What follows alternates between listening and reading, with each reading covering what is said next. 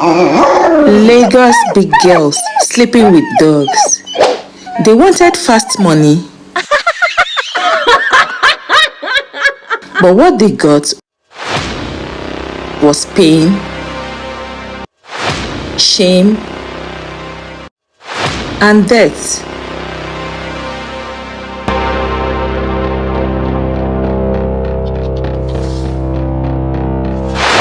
Amara sat on the edge of her bed in a one-bedroom apartment she shared with her aunt's daughter.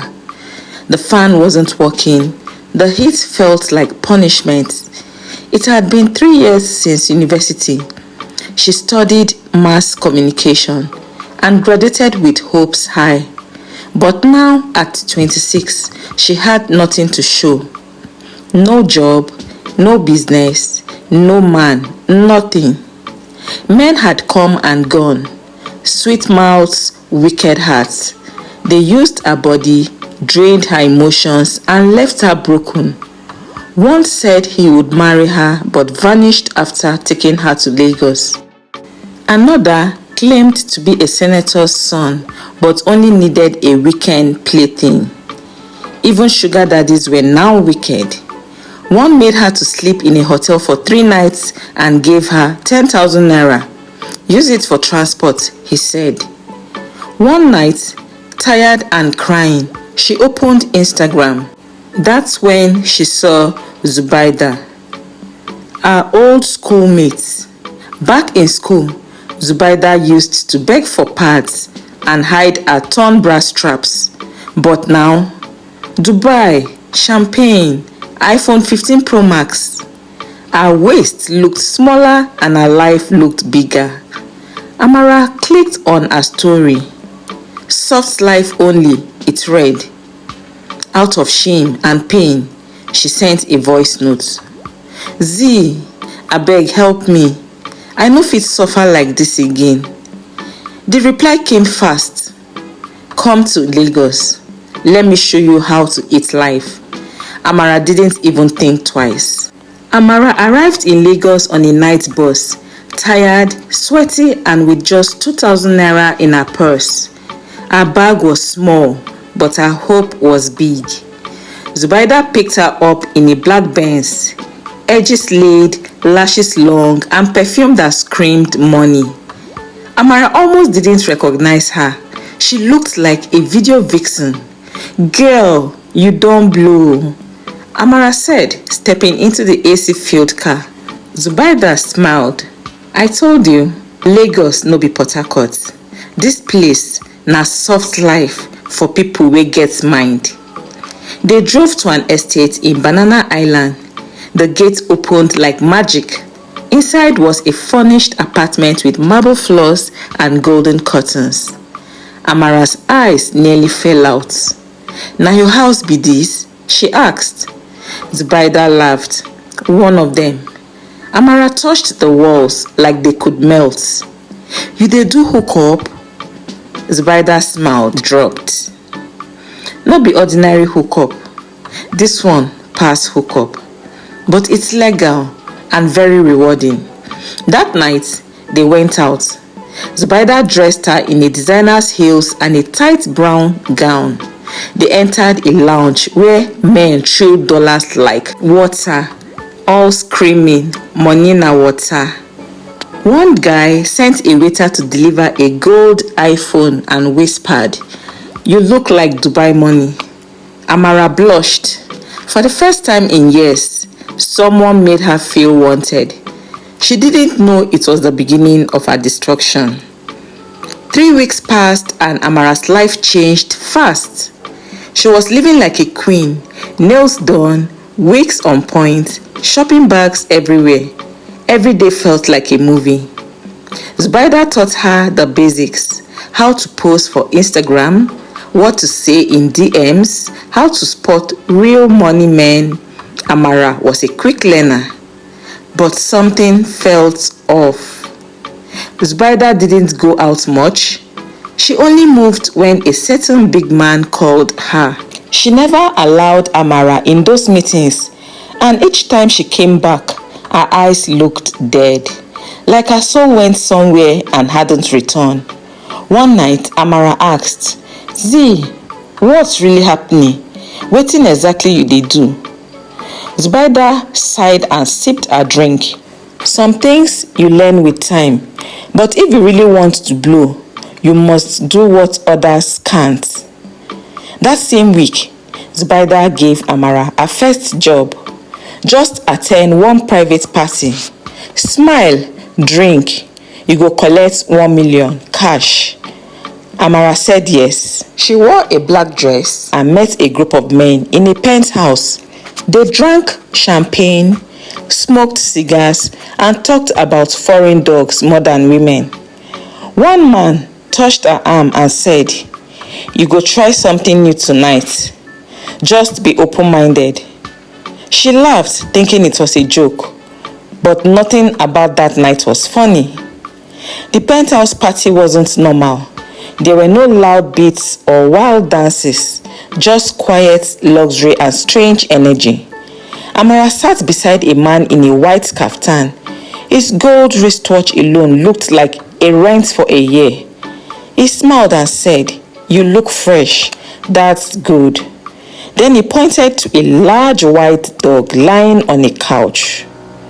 "This is Snow, purebred from Germany. You two will get to know each other." Amara laughed. "You dey joke, Abi?" He smiled back, but his eyes were cold. "I will transfer 3 million naira after. Just let me record it." Her heart dropped. She stood up. "No, I can't do this." Another man at the table looked at the door, then went towards the door and locked it. Zubaida already did. How do you think she got that car? Amara's hands shook. Her mouth was dry, but she needed the money. She told herself, "It's just once. I'll run after this." She didn't sleep that night. The next morning, she couldn't look herself in the mirror. Amara didn't speak to Zubaida for 2 days. But then, the money entered, 3 million, just like they said. She paid off debts, sent money home, and even bought herself a new iPhone. But the joy didn't last. Every time she closed her eyes, she saw that dog. She felt its weight. She heard its breath. She vomited every morning. Zubaida finally said, "You will get used to it. That's how you grow." Amara broke down. "You didn't tell me. It will feel like a rape." Zubaida lit a cigarette. "We are not normal girls. Normal girls don't make this kind of money." Oh, I love you guys for watching to this point. Please click on the subscribe button if you haven't subscribed yet. A week later, a new request came. This time, 2 dogs. No video, just rich Arab clients who wanted to watch live. Amara said no, but the client tripled the offer, 10 million naira. She cried for an hour, then agreed. The job got darker. The clients grew sicker. Some wanted to inject them with enhancement drugs. Others bought gadgets that made Amara scream in ways she never imagined. The money kept coming, but her body was breaking. Her thighs had scars. Her womb started hurting. Her period stopped. One doctor said, "Your body is being through trauma. What kind of stress are you under?" She smiled. "Just walk." The demands kept coming as her bank account kept growing fatter. In one of her visits, she was shocked to find one of the biggest and high-profile influencers in Lagos with over 5 million followers on Instagram, Dolly Princess. To think this was somebody she had always admired and respected for hard work and dedication. But no, this was a big shock to Amara as she stared for a while with mouth open. She comported herself and walked into the room. This was the lady she was going to be paired with while having fun with the dogs. Dolly Princess was the first to break the silence. You're welcome. No need to panic, dear. Welcome to the club. Not every girl is opportune to be in the circle, she said, trying to cover up. Have fun while it lasts, and I would advise that you make so much money and invest so that when you're finally done with this shitty business, you will have something to fall to. Amara couldn't believe her ears. Immediately she got home the next day, she narrated her experience to Zubaida, who wasn't even shocked. Amara looked at her. Did you know? She responded calmly. Yes, of course. She even recruits younger women to Dubai to be paid in hundreds of thousands of dollars. Amara gasps. It's 2 years and 8 months already. Amara's life has changed drastically. She now moves like a queen, got many admirers and followers on social media, and many ladies wanted to be like her. But little did they know that it was all mirage. Amara was going through pains. Zubaida started bleeding from her nose, constant headaches. Her skin lost its glow. She wore makeup even to sleep, but neither of them could stop. They were too deep. Social media loved them. People called them queens, influencers, and soft babes. Young girls DM'd them daily, begging to be mentored. They smiled online but cried every night. Zubaida collapsed at a club. Blood came out of her ears. Doctors found an infection that had spread to her brain. They asked questions she couldn't answer. She started talking to herself and seeing things. Amara had to tie her hands once. Still, no one knew the truth, not even their families. Amara's nightmare became worse. The dogs kept coming to her in her dreams. She couldn't pray. Her Bible felt heavy. Even bathing felt like punishment. Her cousin called. Come visit home now, we miss you. But Amara couldn't face them. They thought she was a boss babe, a role model. One day, she posted an old photo and captioned it, God is faithful. She laughed after posting it. There was nothing godly about her life anymore. Zubaida got worse. She stopped eating, her skin paled, her eyes were yellow. No hospital could help her. The infection had spread to her lungs. One night, she sat up and whispered, "We are going to die, Amara. You know that, right?" Amara tried to smile, but deep down, she knew the truth. They had exchanged their souls for money.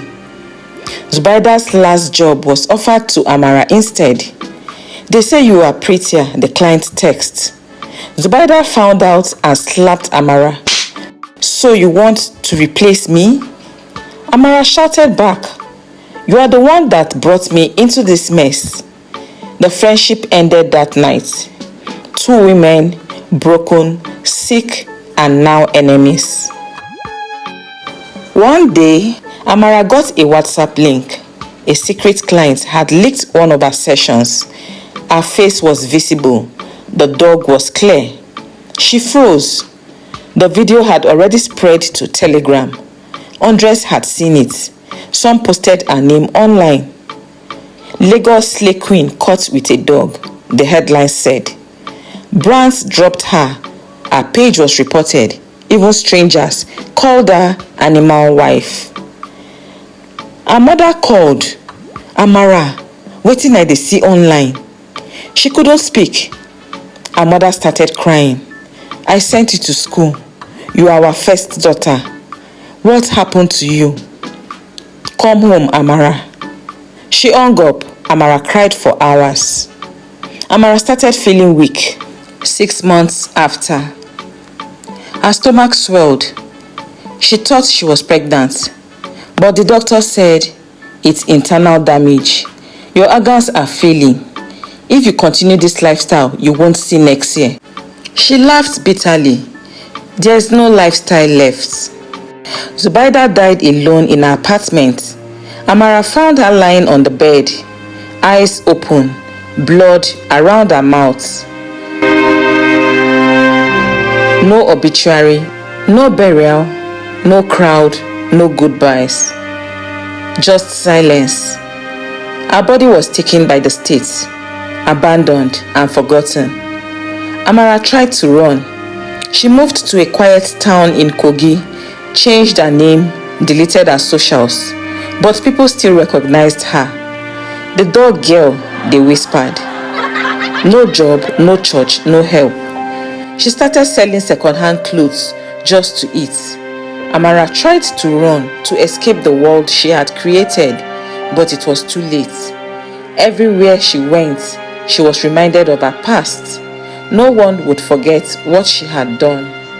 And all the money she had made in the past 3 years, she couldn't explain what she had done with it. Her health continued to decline.